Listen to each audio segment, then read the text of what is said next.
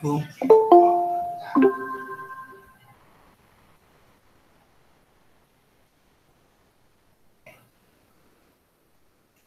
Olá, Jennifer, tudo bem? Não sei se ela conseguiu entrar aí. Conseguiu. Oi, Jennifer, tudo bem? Vamos lá, vamos começar para a gente finalizar esse tópico aí. Eu vou entrar aqui pelo meu celular também, assim eu consigo liberar a galera que possa entrar posteriormente.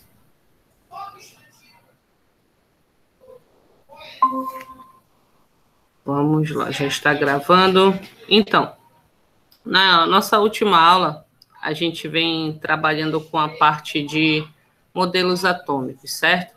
Eu não lembro bem onde a gente parou, mas acredito que a gente já tenha comentado aqui no nosso mini curso sobre a questão do Ernest Rutherford, certo? Então, fazendo aquela breve recapitulada que eu sempre falo quando eu estou dando aula, né, quando a gente estuda a questão da evolução dos modelos atômicos, a gente começa em Demócrito e Leucipo, né, com o modelo atômico idealista, o modelo atômico filosófico, certo? Onde nós temos que a matéria é formada por uma partícula muito pequena, certo?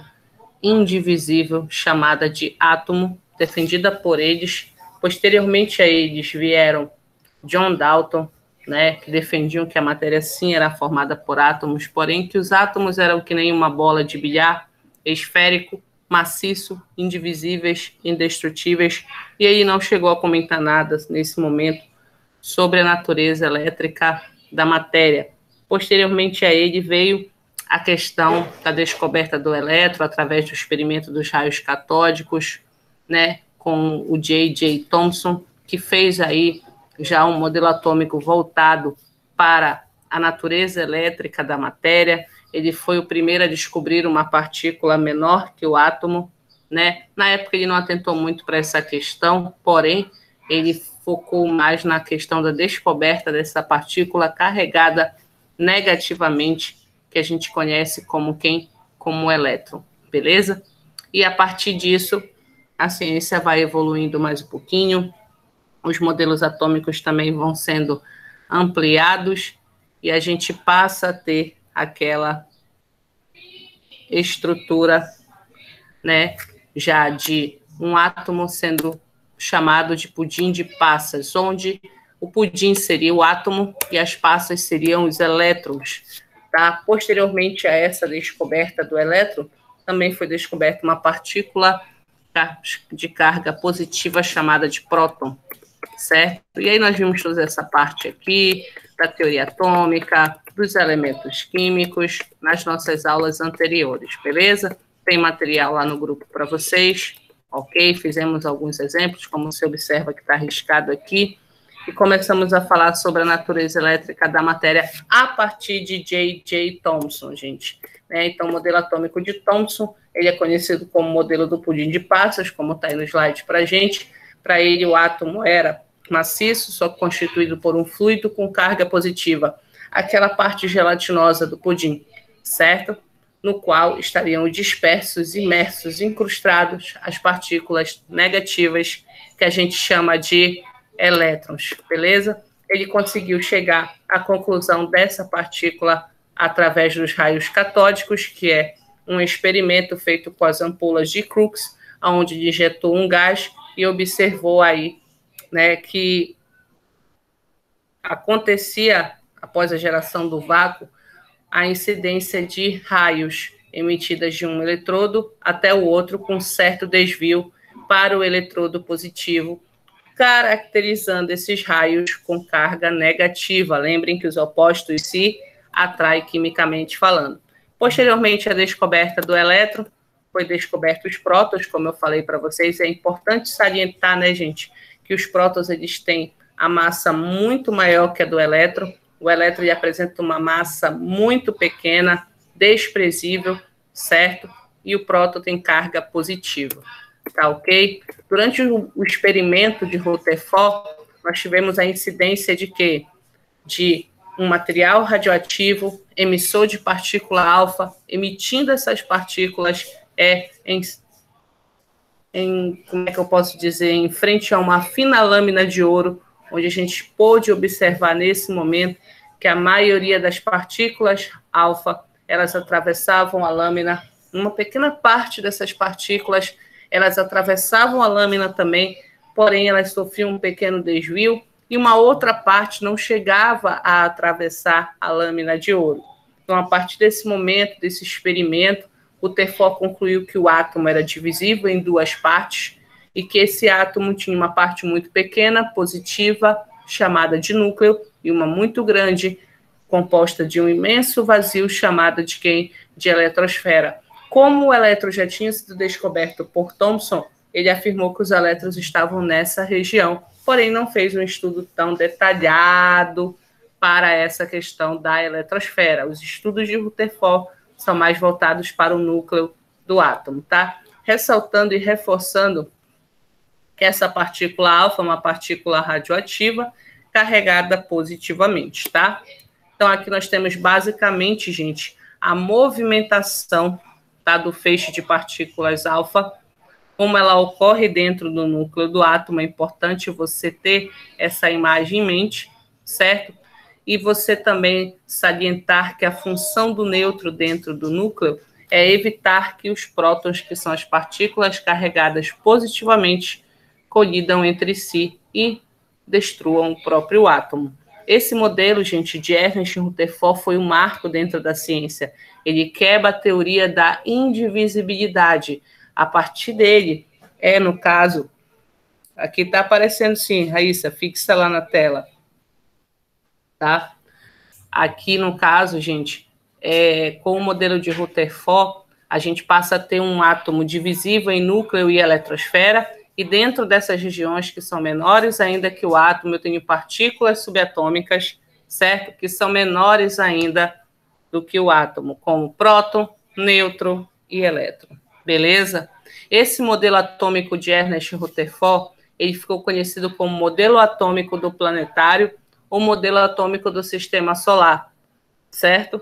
Representando aí essa questão, até porque ele afirmava que o elétron iria ficar girando ao redor do núcleo do átomo, que foi, na verdade, o erro dele com relação a isso, beleza?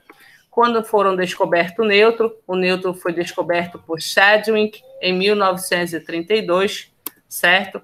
E ele descobriu uma partícula que era isenta de carga elétrica, porém que apresentava a mesma massa que um próton, e ela tinha uma função muito importante no núcleo, evitar que um próton encostasse no outro para garantir a estabilidade nuclear, certo? Bom, vimos a questão do núcleo e da eletrosfera, tá?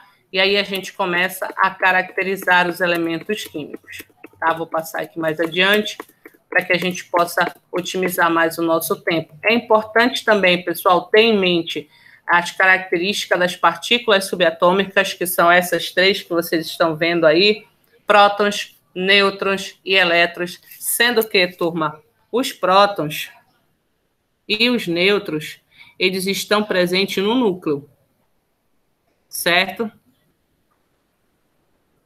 E o nêutron e os elétrons, vão estar presentes na eletrosfera.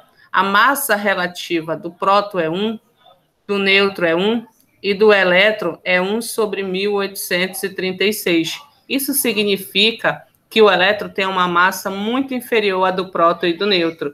E que quando eu analiso as regiões de acordo com a sua massa, a massa do átomo está praticamente toda concentrada no seu núcleo, certo? Então, sempre que eu quiser fazer referência à massa, a região do átomo que tem a maior massa é o núcleo desse átomo, certo?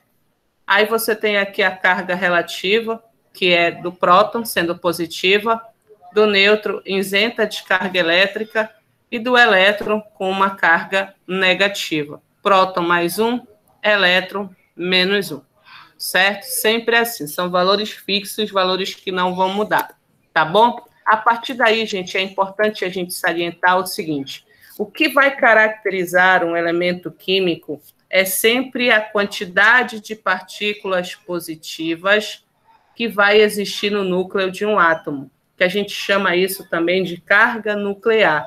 Então, o número de prótons existentes no núcleo de um átomo certo? É responsável pela identidade dele, pela característica dele. Ou seja, só existe um elemento químico que tem 5 partículas positivas no seu núcleo, e esse elemento é o boro.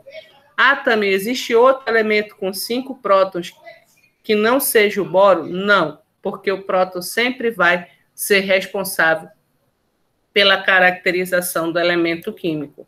Assim como um elemento químico que vai apresentar 4 prótons será sempre o berílio, assim como um elemento químico que apresenta 2 prótons será sempre quem? O hélio. Tá certo, gente? Então, toda vez que eu quiser encontrar, no caso, a característica de um átomo, ou até mesmo identificar ele, eu tenho que buscar a sua carga nuclear, eu tenho que buscar o seu número de prótons para poder verificar quem é esse átomo, beleza?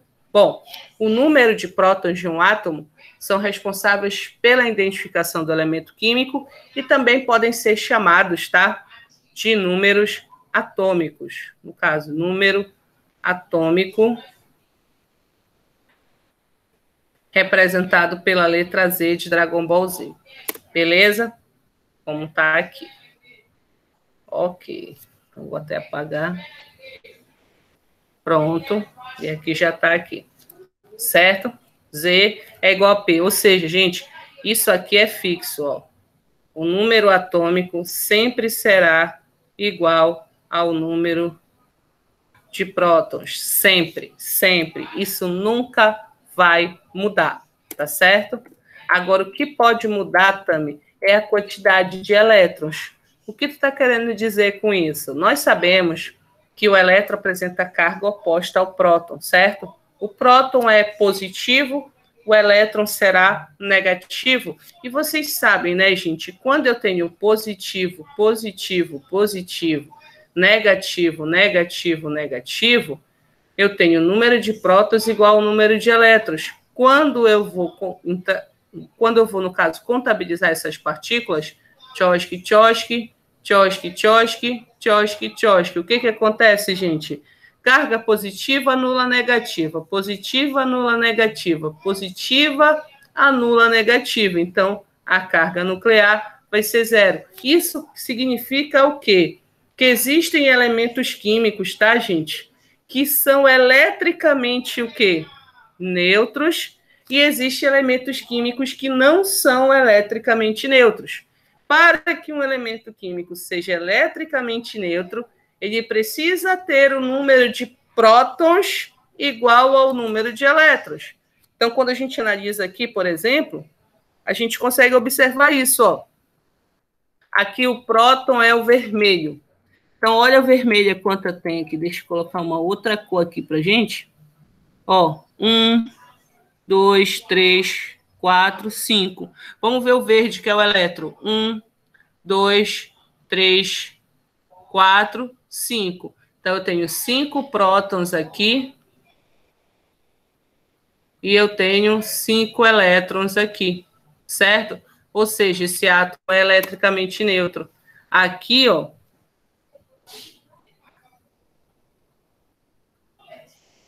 quando a gente passa a analisar, você tem aqui 1, 2, 3, 4. 4 prótons. Quantos elétrons temos, gente? 1, 2, 3 e 4. Beleza?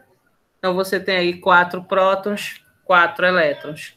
Também é eletricamente neutro. Agora, pode acontecer, certo? De você ter essa quantidade diferente também.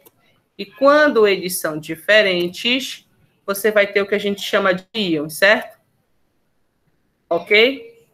Agora, antes da gente falar dos íons, a gente vai falar de algumas outras características do átomo. Como, por exemplo, gente, o número de massa representado pela letra A de amor bandido.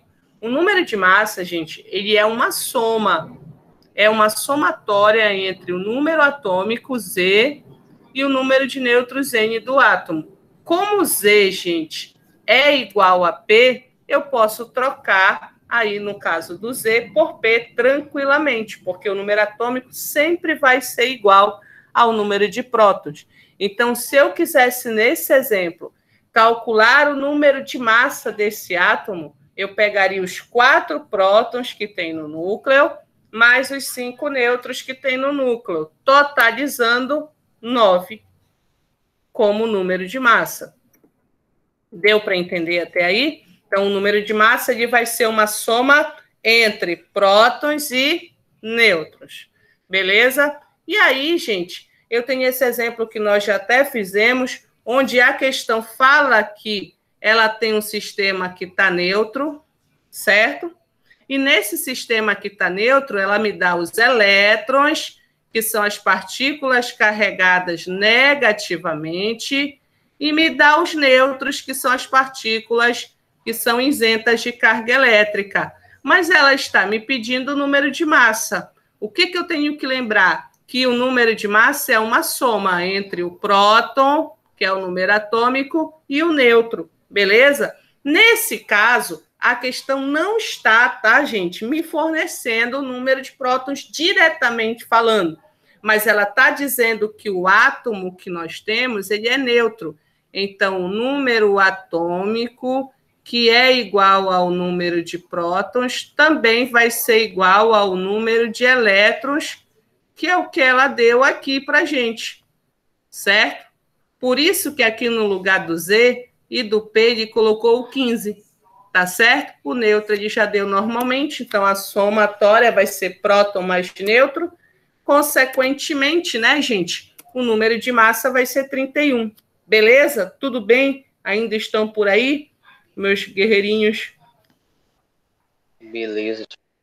Valeu. E aqui você tem algumas outras questões teóricas que tem na apostila de vocês, a gente pode passar para a gente ganhar um pouco de tempo, tá? E essa questão aqui ela é interessante, eu já resolvi em sala, já comentei com alguns alunos, ela gera muita dúvida, então vou comentar novamente aqui para caso alguém venha assistir esse vídeo no YouTube um dia, né, e tenha dificuldade nessa questão, entenda o processo, né, quando ele fala que nós temos um sistema que é formado por partículas que apresentam uma composição atômica de 10 prótons, 10 elétrons e 11 nêutrons. A ele foram adicionadas novas partículas.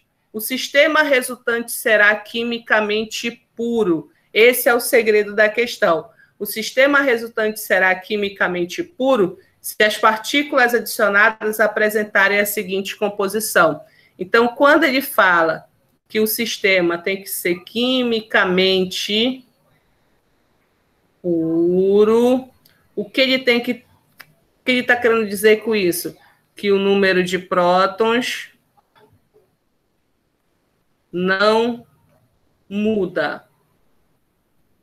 Certo? Então, se a gente analisar aqui, qual das alternativas a gente poderia considerar como um sistema quimicamente puro, já que para que ele seja um sistema quimicamente puro, ele precisa ter o número de prótons igual ao que está na questão. Então, a questão me dá 10 prótons, 10 elétrons, 11 nêutrons. Qual dessas alternativas mantém os 10 prótons? É a letra C. Entendeu? Ah, também, mas ele adicionou partícula. Só que a partícula que ele adicionou, gente, pode ser próton? Não. Pode ser apenas quem? Nêutron e elétron. Tanto prova que aqui o elétron é 10, mas o nêutron é 11, é 12, sendo que ele tinha quanto no início, gente? 11. Então, significa aí, pessoal, que nessa configuração ele acrescentou partícula sim, certo? Só que para o sistema continuar sendo puro, eu não posso mexer no próton, porque o próton é invariável, concorda comigo? O elétron pode mudar, o nêutron pode mudar, o número de massa pode mudar, mas o número de prótons não muda, tá certo? Então, o gabarito aí seria a letra C. Tudo bem? Podemos? Aí nós temos aqui outros exemplos nesse mesmo segmento, eu vou passar adiante e vamos fazer aquele reforço em notação geral de elemento químico. em cima, no meio, embaixo. Cada elemento químico, turma, é representado por uma letra maiúscula. Então, elemento químico é representado por uma letra maiúscula. Beleza? Então, aqui eu tenho carbono, cloro e ferro. Nesses elementos, eu tenho posições, onde eu vou estar representando a letra A, de Amor Bandido, e a letra Z, de Dragon Ball Z. A letra A, de Amor Bandido, representa o número de massa. A letra Z, de Dragon Ball Z, representa o número atômico, não é isso? E observa, gente, que ela pode mudar de lado, né? Pode vir na direita, pode vir na esquerda, mas ela não pode mudar a sua ordem. Então, em cima é o número de massa, tá certo? Olha aqui. No meio é o número de nêutron. E embaixo é o número atômico. Então, aqui a massa seria 12, aqui a massa seria 35, aqui a massa seria quanto, galera? 56. Aqui o número atômico é quanto? 6. O número atômico é quanto? 17. E o número atômico é quanto? 26. Tudo bem até aí? Vamos dar sequência. Sim, professora. E aí nós temos a questão das semelhanças atômicas. Olha, cuidado, tá, gente? Essas semelhanças atômicas também podem ser chamadas de fenômenos, certo? Fenômenos atômicos. E o segredo da gente trabalhar com fenômenos atômicos é o uso da palavra iso. Porque essa palavra iso, né, gente, ela quer dizer o quê? Igual. Quando eu falo que o número de massa do cálcio é igual ao número de massa do argônio, eles apresentam uma propriedade, né, uma semelhança entre o número de massa, que faz com que eles sejam chamados de átomos isóbaros, certo? Átomos isóbaros, eles vão ter a mesma massa, mas vão ter um número atômico ou número de nêutrons diferente. Beleza? Ok? Aqui nós podemos já observar que nós não temos a massa igual, turma. Observa aqui que o hidrogênio, a massa é 1, 2 e 3, certo? E aqui o número atômico, ó, o número atômico é igual. Opa, número atômico é P de próton, igual próton, isotopia. E observa que o próton é tão importante para caracterizar um elemento químico que quando ele tem elementos isótopos, o elemento químico é o mesmo, é a mesma forma de você representar ele aí, como você está vendo, o hidrogênio. Nós temos alguns nomes especiais para o hidrogênio, certo? Que nós podemos chamar de próton monetário ou hidrogênio leve. Nós temos alguns nomes especiais para o outro hidrogênio pesado, que a gente chama de deutério. Nós temos também o nome especial para o hidrogênio com massa 3, que a gente chama de trítion, tritério. Prótio, deutério, tritério. Prótio, deutério e trítion. Tá certo, gente? Então, são isótopos quando apresentam o mesmo elemento químico, ou seja, quando tem o mesmo número de prótons, mesmo número atômico. Tá na mão? E aqui nós temos o átomo em desequilíbrio. Os íons, gente, são aqueles átomos que vão apresentar o número de prótons, que são as partículas positivas, diferente do número de elétrons, que são as partículas negativas. E quando isso acontece, o teu átomo fica positivo ou o teu átomo fica o quê? Negativo. Isso é normal, certo? Então, para ele ser neutro, próton é igual a elétron. Para ele ser íon, próton tem que ser diferente de elétron. E aí você observa, por exemplo, que nós temos quantos prótons, gente? 1, 4. 2, isso, 3 e 4. Quantas, no caso agora, carga negativa? 1, 2. Então, na hora da tioscagem, olha o que é que acontece.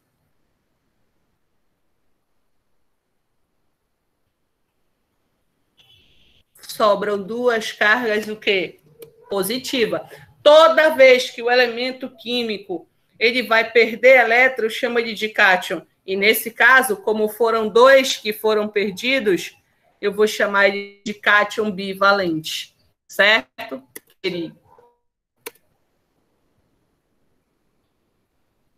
No caso do oxigênio, a mesma de ração. Você tem 3, 5, 8 prótons aí. E aqui fora, elétrons. Então, você vai ficar com uma carga negativa, tá ok? Então, você tem o cátion positivo, ânion negativo, tá certo? E aí você tem os íons. Aqui já fizemos esses exemplos, você pode fazer posteriormente.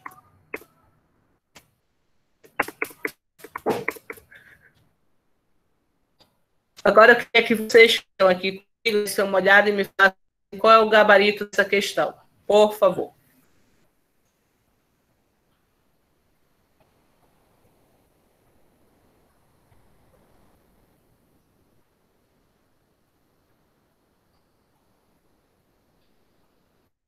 Vamos lá.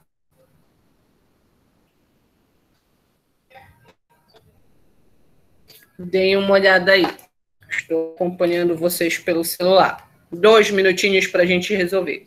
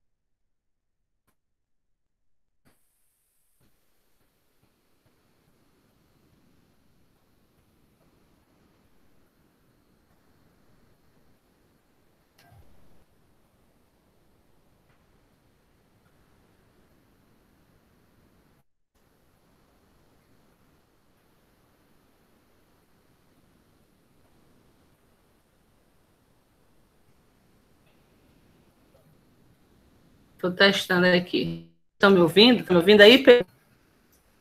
Sim, sim. Beleza. Ó, a gente marca... É assim, quando...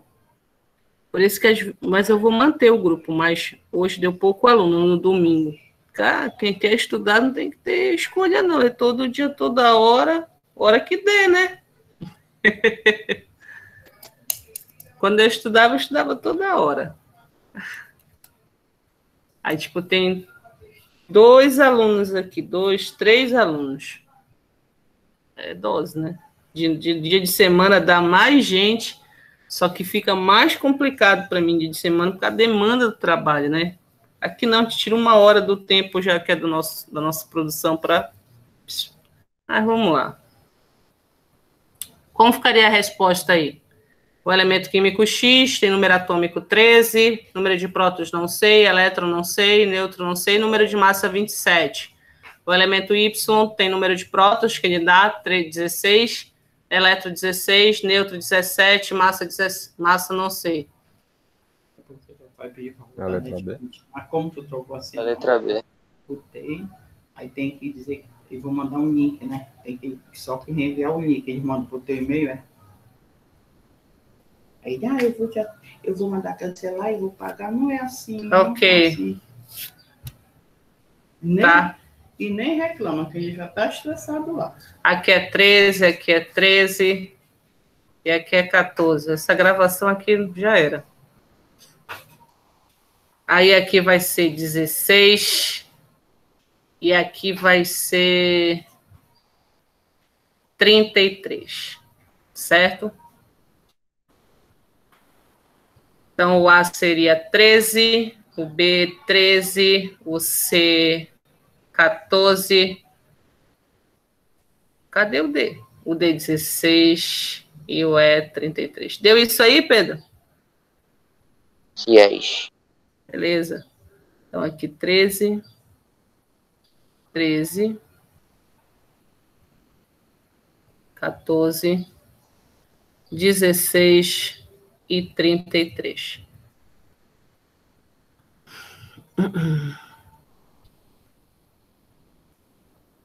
Letra B. Letra B. B. Pronto.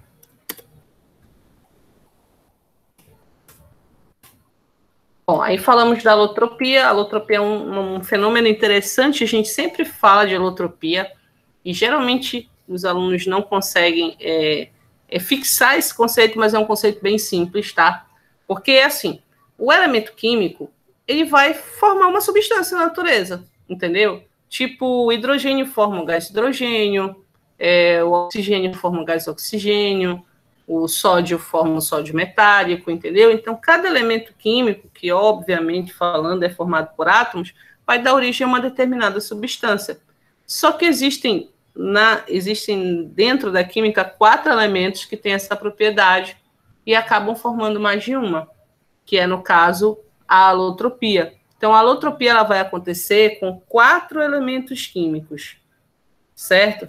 Que é o carbono, o oxigênio, o enxofre e o fósforo, certo? Então, aqui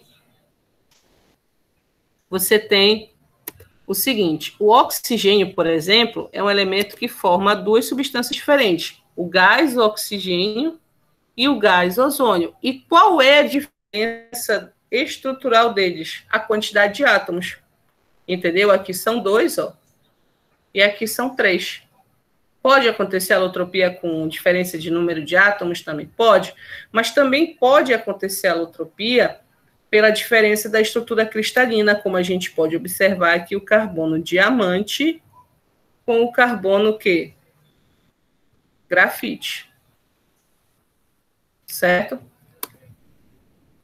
E aqui você tem também as variedades alotrópicas do enxofre, ó. Por exemplo, aí, Pedro, tu que está mais conectado comigo. Deixa eu ver, cadê? Deixa eu ver aqui, eu tenho a Jennifer. Jennifer, tá aí, Jennifer? Tá aí? Tá me ouvindo? Tá conectada com a gente aí? A Raíssa deve estar ocupada fazendo alguma coisa, depois ela assiste. Beleza. Jennifer, olha para esse slide anterior aqui, tá? Esse fenômeno ele vai acontecer na química com esses 4 elementos que eu falei: carbono, oxigênio, enxofre e fósforo, certo? E ele ocorre de 2 formas: pelo número de átomos, como tu está vendo aqui no oxigênio, certo? Ou pela estrutura cristalina do elemento, tá ok? Nesse caso que eu vou mostrar agora do enxofre, a diferença seria pelo número de átomos ou pela estrutura cristalina? O que você acha?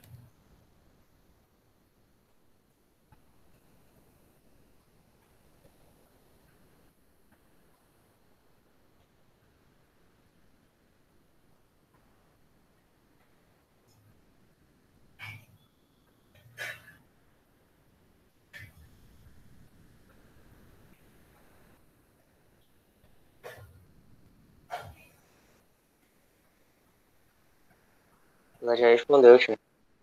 Deixa eu ver aqui.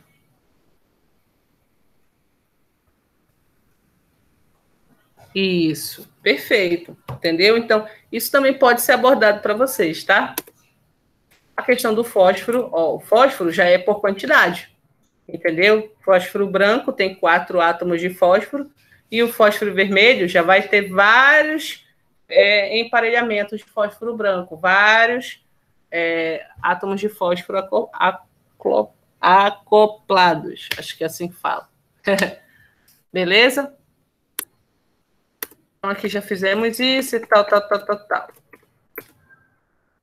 Bom, aqui é uma situação que a gente tem que analisar quando a gente está trabalhando questões de estrutura atômica, e por isso que eu vou parar para mostrar para vocês. Então, a gente tem uma situação que ele coloca assim: ó, considere um átomo cujo número atômico é igual a 19. Eu sou extremamente sinestésica, já falei isso para vocês, né, que vocês são meus alunos, então eu risco muito as coisas. Então, número atômico é igual a 19. Que forma um cátion monovalente. Cara, o que é cátion monovalente? X mais 1, gente. Cátion é positivo, monovalente, carga 1. Ao participar das reações químicas e que apresenta 20 nêutrons. Vou também destacar essa informação que é importante. O número de elétrons, prótons e massa desse cátion são respectivamente. Então, beleza. O número atômico é 19, né? Então, se o número atômico é 19 e ele dá origem ao cátion monovalente 19 desse cara, o número atômico sendo 19, ele tem a perda de um elétron, por isso que aqui é mais um, certo? Então, ele vai ficar com 18 elétrons, tá?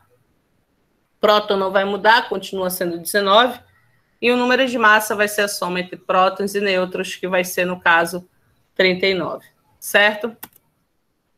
Ok? Beleza? Ok.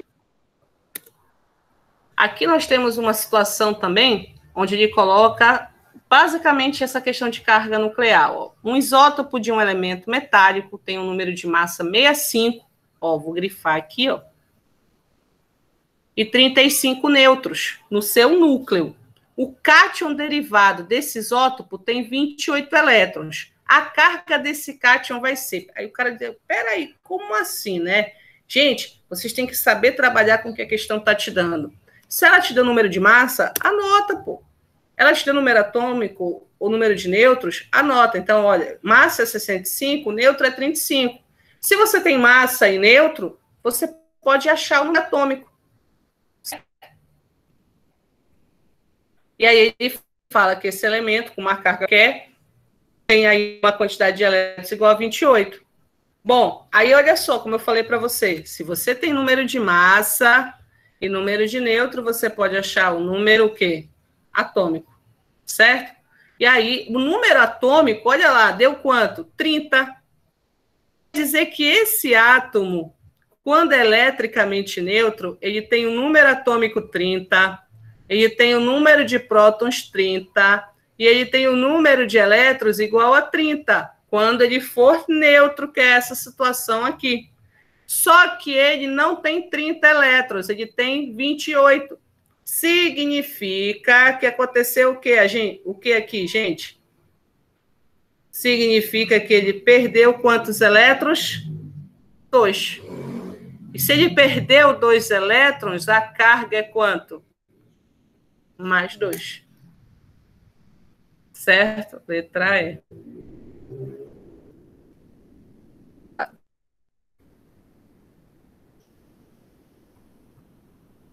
Prontinho. Ok? Aqui é a mesma questão. Isotopia. Isotonia. Essa aqui. Tá? E temos também os átomos isoeletrônicos. Então, iso quer dizer igual, isotonia, mesmo número de nêutron, certo? Aqui, isoeletrônico, mesmo número de elétrons, também, mas o neônio não tem carga, não tem problema, gente. Não é porque ele não tem carga que ele não tem elétron. Então, o sódio tem 10 porque perde 1. O oxigênio tem 10 porque ganha 2. E o neônio tem 10 porque é neutro, então vai ter 10 elétrons. Próton igual a elétron quando o átomo é neutro. Beleza? Então, tenho isotopia, isotonia, isobaria e também tenho átomos chamados de isoeletrônicos, que são aqueles que vão apresentar o mesmo número de elétrons. Beleza? Tenho um exemplo, tá? Onde ele coloca 3 elementos químicos, A, B e C, e dá informações sobre eles e algumas semelhanças. Olha, o elemento químico B possui 20 nêutrons e é isótopo do A, que possui 18 prótons, isóbaro do B e isóbaro do C, que tem 16 nêutrons. Então, o elemento B tem 20 nêutrons, ele é isótopo do A, que tem 18 prótons. Olha, se ele é isótopo do A, que tem 18 prótons, ele também vai ter 18 prótons. Observou aqui, ó, que ele colocou 18 e colocou 18. Certo? Porque são isótopos. E o elemento B, do A possui 18 prótons, é isóbaro do elemento C, que tem 16 nêutrons. O elemento C tem 16 nêutrons, certo? E ele é isóbaro do B. Aí o que vai acontecer? Olhem para o B. O B tem o número atômico e tem o número de nêutrons. Dá para achar, gente, a massa do B? Sim ou não? Sim. E se a gente achar a massa do B, a gente também vai achar a massa do C. Viu? E se a gente acha a massa do C, a gente também acha o número atômico do C. Pronto. 22. Então tá aí, ó.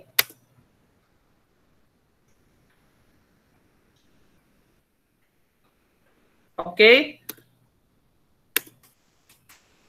Ok. Então já exercitamos essa parte. Agora vamos falar um pouquinho sobre essa questão da distribuição eletrônica para vocês.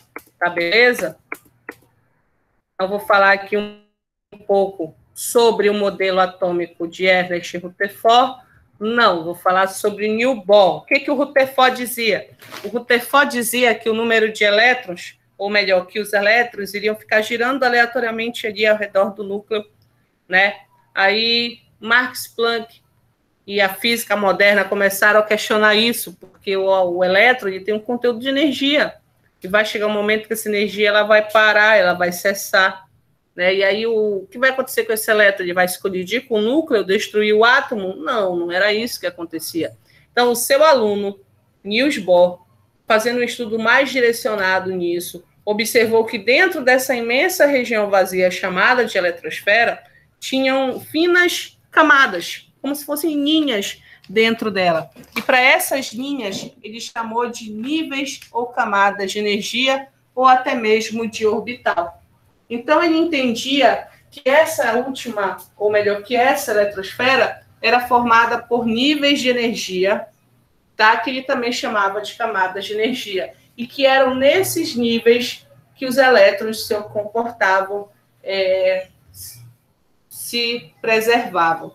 Então, ok? Eu tenho uma quantidade limite de elétrons por camada, que é 2, 8, 18, 32, 32, 18 e 8. Só que essa quantidade é para a nossa realidade atual. Isso pode mudar com o tempo, tá? Aqui nós vimos um exemplo do enxofre. E o que nós estudamos antes tem a ver com relação a isso? Cara, o enxofre é um átomo neutro, sim ou não? Sim. Sim. Então, ele tem 16 prótons e 16 elétrons. Tu vais pegar esses 16 elétrons e vai distribuir nas camadas de energia 2, 8 e 6. Ah, Tami, mas por que não colocou 18? Porque não foi preciso colocar 18. Tá certo? Outra situação. Fiquem cientes que no modelo atômico de Bohr, o elétron ele não vai ficar se movimentando ao redor do núcleo. Ele vai ficar parado na sua órbita, que a gente chama de estacionado. Porém, ele pode se movimentar, ele pode saltar de uma camada mais interna, mais de dentro, para uma camada mais externa, mais de fora. Só que para que isso aconteça, ele precisa absorver energia, tá certo? E ele vai retornar à sua camada original com o tempo, tá certo? Liberando energia, ok?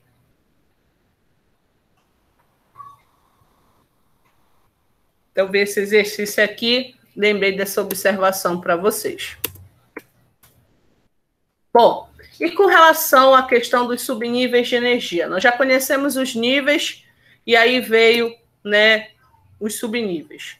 Observa, gente, que quando eu falo de subnível de energia, existe uma regra que eu tenho que seguir para isso. A regra diz que o número do nível é igual à quantidade de subníveis que ele pode conter. Pode conter, não quer dizer que ele contenha. Então, por exemplo, o primeiro nível, o número dele é 1. Então, só vai ter um subnível, certo? No máximo, nunca vai mudar disso. O segundo nível o número dele é 2. Então, ele vai ter, no máximo, 2 subníveis, SP. O terceiro subnível, ou melhor, o terceiro nível, só pode ter até 3 subníveis. Então, ele vai até o S, o P e o D, certo? Já o quarto nível pode ter até 4 subníveis. Então, ele vai até o D, ou melhor, até o F. S, P, D e F. A partir daí, você vai ver que ele pode ter uns subníveis que ele ainda nem usa. Por exemplo, no quinto nível, ele pode ter até 5 subníveis. Então, vai passar do F, que é o que a gente conhece. 5S, 5P, 5D, 5F e 5G. Eras também, mas eu nunca vi isso. Ainda não foi preciso utilizar o 5G. Entendido, gente? Ainda não foi preciso. O sexto nível, ele vai até 6 subníveis. Então, vai ser o G e ainda vai ter o H. Mas também, eu nunca usei isso, nunca vi. Ainda não foi preciso. Mas se precisar, pode usar. E aí, você tem o sétimo nível, indo aí além do H, né? Porque ele pode ter até 7 subníveis de energia. E aí, no caso, mesmo que você não tenha usado, tá aí, você pode usar se precisar. Tá certo? Então, a gente não vai encontrando elementos químicos novos? Vamos. E a tabela vai aumentar. O diagrama também vai aumentar. Tá certo? Bom. Em termos energéticos, ordem crescente, tanto para camada quanto para subcamada. Para quem não sabe o que é uma ordem crescente de energia, gente, é do que tem menos para o que tem mais, certo? E aí você tem algumas propriedades. O S comporta no máximo 2 elétrons, certo? O P comporta no máximo 6 elétrons, o D no máximo 10 e o F no máximo 14 elétrons. Gente, eu estou falando valor máximo. Isso não quer dizer que você seja obrigado a usar os 2, os 6, os 10 e o 14. Você pode usar um valor menor. Você não pode usar um valor maior do que isso, tá? Ah, Tami, e o G, o H e o I que você falou que pode ter? Pode ter ainda, e quando for preciso, a gente usa aí os valores dele, certo? Aumentando sempre de 4 em 4. Aqui é mais ou menos para você visualizar como é que fica essa distribuição em termos energéticos, certo? Começando de baixo para cima, começando em um S2, seguindo a ordem de energia. Então, primeiro, preste atenção. 1 S2, 2 S2, 2 P6. Vai seguindo, vai subindo a escada. Quem vem depois? 3 S2, 3 P6. Vai subindo a escada, o próximo degrau não é o 3D, que muitos alunos confundem. Confere, gente? É o 4S, porque eu vou em ordem crescente de energia. Beleza, cheguei no 4S, subo mais um degrau. Qual é o valor que está aí, gente? 3D. Subo mais um degrau, 4P, subo mais um, 5S, até chegar no 6D, tá? Então, o diagrama de Linus Pauling, eu tenho que tomar cuidado quando eu for trabalhar com ele para não pular a ordem de energia, que senão eu vou acabar errando a distribuição eletrônica do elemento. Tá certo? Aqui, por exemplo, nós temos o níquel. O níquel é um átomo neutro. Se é um átomo neutro, ele tem número atômico igual a 28, vai ter 28 prótons e vai ter 28 elétrons. E eu vou pegar esses 28 elétrons e vou distribuir nessa escadinha aí do poder. Como é que fica? Começando lá de baixo, 1 S2, depois 2 S2, depois 2 P6. Quantos elétrons você tem até aqui, gente? 2, 4, 6. Certo? Tá faltando, porque são 28, ainda tá faltando 12. Vamos lá. 2 com mais 6 dá 8. Então, aqui você tem 10 mais 8, 18. 20. E quem vem depois do 4S2 na escada do poder? É o 4P ou é o 3D? 3D. Isso. Só que eu preciso apenas de 8. Então, vou colocar 3D, 8. Como é que eu classifico esses elementos químicos aí na tabela periódica? Terminando em D, transição externa. Certo? Aqui nós temos, por exemplo, o potássio, começando na escada do poder de baixo para cima. 1S2, 2S2, 2P6, 3S2, 3P6, 4S1. Observa que eu não usei o 4S2, porque se eu usasse o 4S2 ia dar 20, concorda comigo? 2, 4, 10, 12, 18, 20. Também porque está dando 20, está somando esse númerozinho aí de cima, amarelo.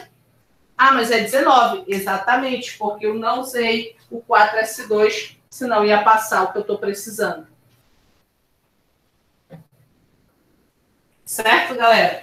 Então, isso é a tão temida distribuição eletrônica que gera tanto nó na cabeça do aluno.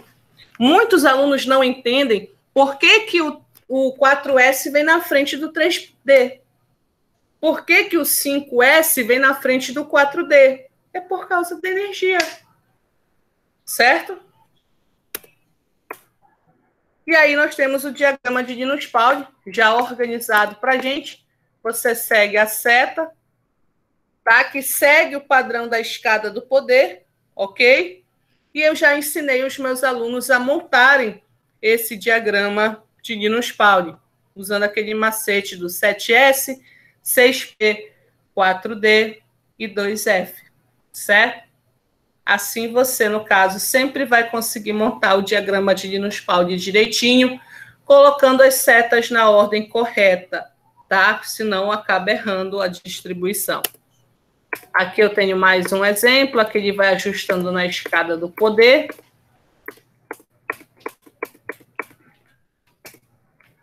E aqui você tem dois conceitos importantes que eu quero trabalhar com você para que a gente possa estar finalizando a nossa aula. Lembrem-se que o átomo ele tem duas regiões, o núcleo e a eletrosfera, certo? Essa eletrosfera ela é formada por 7 camadas ou níveis de energia. E quanto mais afastada do núcleo tiver essa camada ou nível de energia, mais energética ela é, certo? Então, você tem um elemento químico cujo número atômico é 26.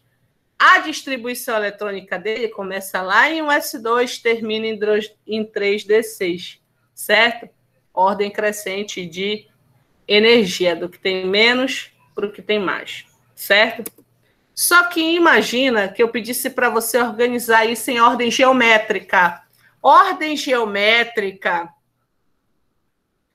bem conhecida como distância, ela é chamada assim porque você vai organizar camada por camada, entendeu? Então, vocês observem aqui, gente, que o 4, ele vem na frente do 3D, vocês estão vendo aqui, certo? E na ordem geométrica, ele organizou o 3 na frente de quem?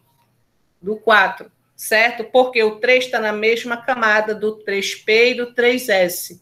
Então, ordem geométrica, ordem de distância, é, no caso, trabalhar com os elementos químicos com a presença na mesma camada, certo? Outros fatores importantes. Subnível mais energético é aquele em que você para o processo de distribuição. Está distribuindo lá, parou, é o que tem mais energia. Por quê? Porque eu estou fazendo uma distribuição justamente baseada, gente, numa ordem crescente de energia. Então, o que vai acontecer? Como você está trabalhando em ordem crescente de energia, você vai fazendo a distribuição dela, certo? E onde parar vai ser o conteúdo de maior energia, ok? Ah, Tami, mas pode coincidir de ser ser o mais energético e o último? Pode, mas também pode não coincidir, que é o caso do ferro. Mas por quê? Subnível de maior energia é onde você vai parar a distribuição. Parei lá.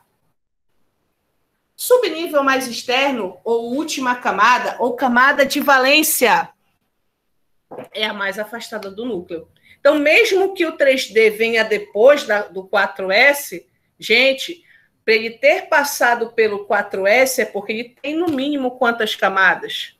Hein, pessoal? 4. 4. Certo? Então, cuidado com isso para não confundir. Às vezes pode dar a mesma resposta, às vezes não. Tá ok?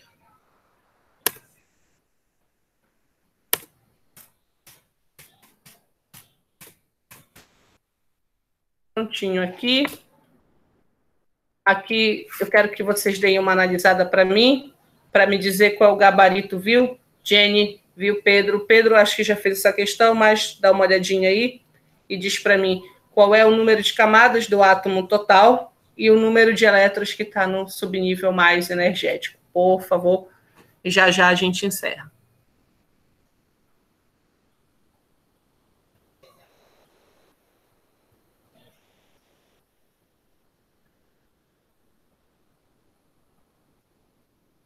E a letra B? Letra B, excelente, Pedro. Pedro quer bora fazer química, Pedro vai gostar da Raíssa e da Belle. Aqui, Jennifer, tu gosta de química também, Jennifer? A Jennifer, não sei se está online aqui. Jennifer, tu é minha aluna aonde? Para eu me situar um pouco melhor. Não, foi meu irmão que estudava com a senhora. Como é que é o nome dele? João Carlos. João. Certo. E você está estudando aonde, mais ou menos, Jennifer? O nome da minha escola? Luiz Nunes. Tá fazendo que série? Segunda. Perfeito. Jennifer, você deve ter uma breve lembrança disso daí do ano passado, né? Sim.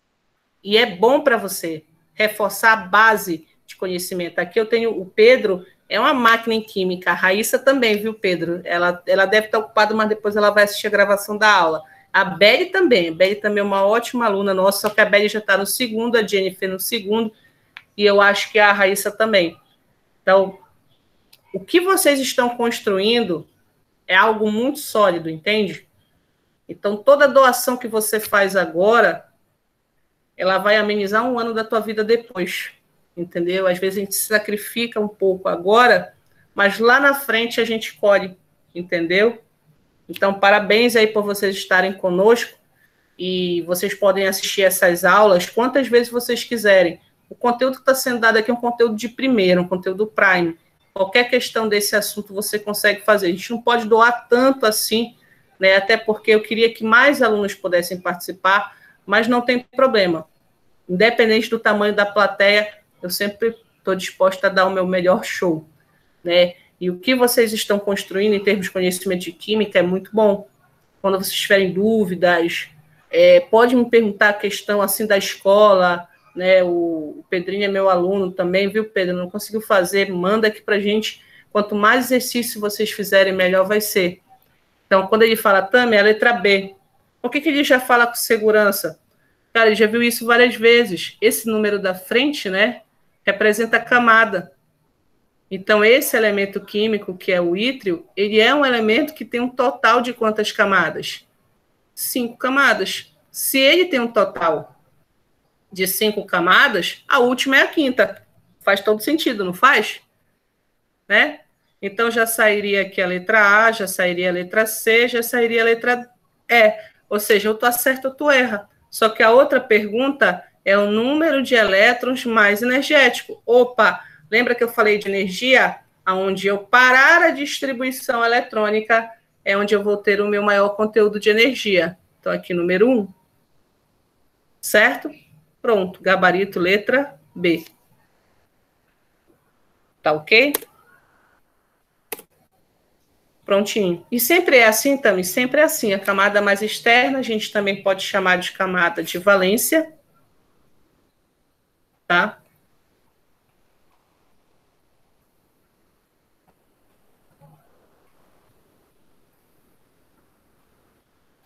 Também pode ser chamada de última camada. e também pode ser chamada de camada periférica, tá? Subnível, mas só tem esse nome mesmo. Prontinho. Aqui, só para a gente finalizar, tá? Mostrando para vocês um tipo de distribuição conhecido como cerne dos gases nobres. Ela é uma simplificação. Eu simplifico a minha distribuição eletrônica usando um gás nobre mais próximo, porque os gases nobres, eles têm distribuições fixas, entendeu? São os elementos estáveis da tabela periódica. Então, aqui, por exemplo, ele fala do titânio, que é um elemento químico com número atômico 22, tá? E ele pede para a gente fazer a distribuição eletrônica dele, só que quando a gente olha para as alternativas, ele coloca esse cochete e o argônio. Por que ele coloca esse cochete e o argônio? Porque o argônio, ele é aquele elemento químico da tabela que tem número atômico 18. E a distribuição dele seria essa: 1s2, 2s2, 2p6, 3s2, 3p6. Fixa, certo?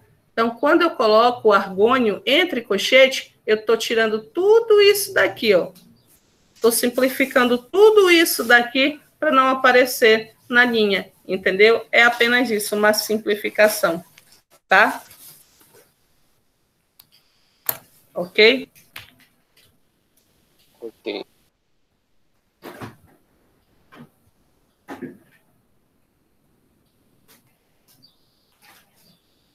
Só um minutinho. E assim, gente, se vocês conhecerem outros alunos que querem estudar, entendeu? Não tem diferença, a minha aula, o Pedro sabe disso, Raíssa, Beli, Jennifer, não, que não é minha aluna em escola, mas sabe que é a mesma aula, né, Pedro? Não tem diferença, sempre procurando dar o melhor para vocês, mesmo sendo um conteúdo gratuito, da melhor forma. Eu procuro dar o meu melhor, tem material lá, e vamos para cima, que a gente vai conseguir aí, ó, evoluir muito. Na próxima aula, eu vou trabalhar uma metodologia um pouco diferente dessa, mas que vai ser bem produtiva também, tá? Então, aqui, só para reforçar, né, o nome dessa distribuição é cerne dos gases nobres, certo? Onde eu simplifico a minha distribuição utilizando um gás nobre próximo. Então, você observa que eu faço a distribuição normal. 1s2, 2s2, 2p6 e tal, eu faço normal. Só que na hora de marcar, ele simplifica com um gás nobre. Ah, pode ser um gás nobre que vem depois do cara? Não, tem que ser um gás nobre que vem antes do cara que você está trabalhando. Entendeu? Então, o argônio, se você olhar na tabela periódica, ele vem antes do titânio. Certo? Vem antes do titânio.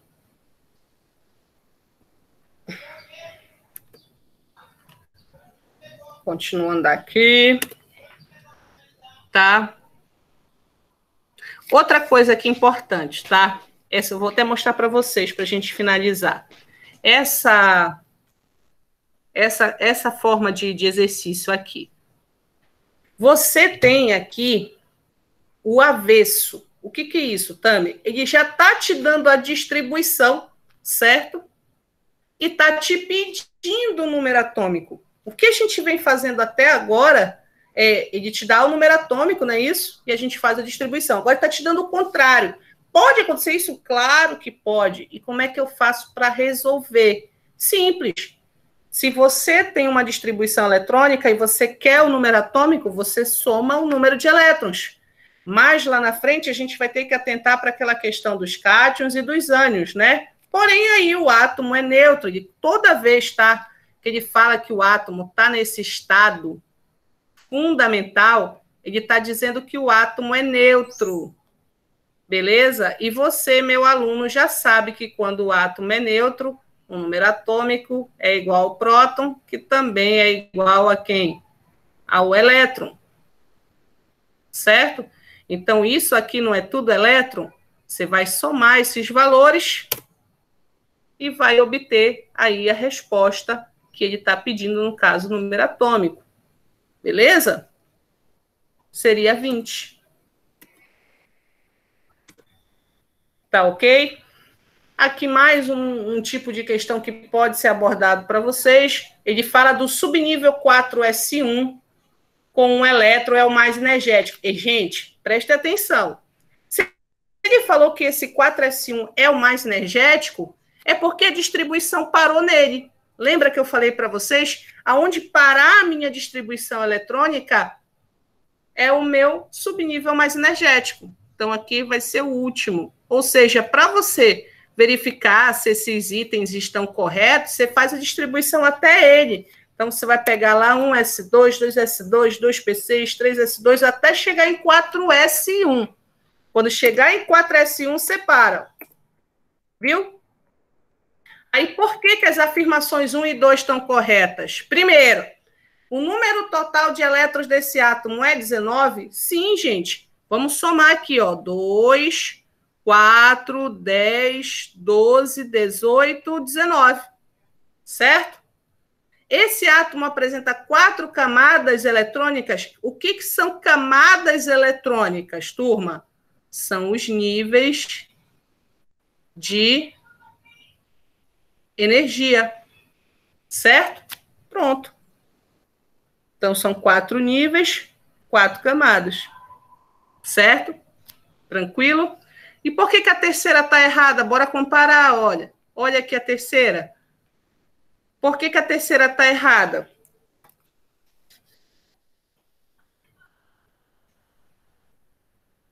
Porque a distribuição está errada. Ele colocou o 3D antes de quem? Do 4S. E não pode. Olha aqui. Se a gente seguir aqui o diagrama, 1, 2, 3, 4, 5. Depois do 3P, primeiro vem o 4S, depois que vem quem? O 3D. Se ficar com dúvida nisso, volta lá na escada do poder. Lembra da escada do poder que eu te mostrei? Ó? Aqui, ó. Na escada do poder, o 3D vem depois de quem? O 4S. Beleza? Ok? Beleza.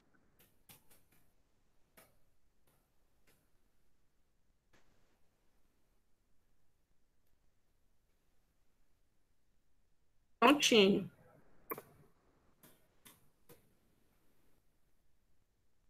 Ok? Tema da nossa próxima aula, tá? Provavelmente continuaremos no domingo, às 15, tá? Provavelmente continuaremos no domingo. Nathalie, você que entrou no finalzinho, tudo bem? Eu vi você entrando.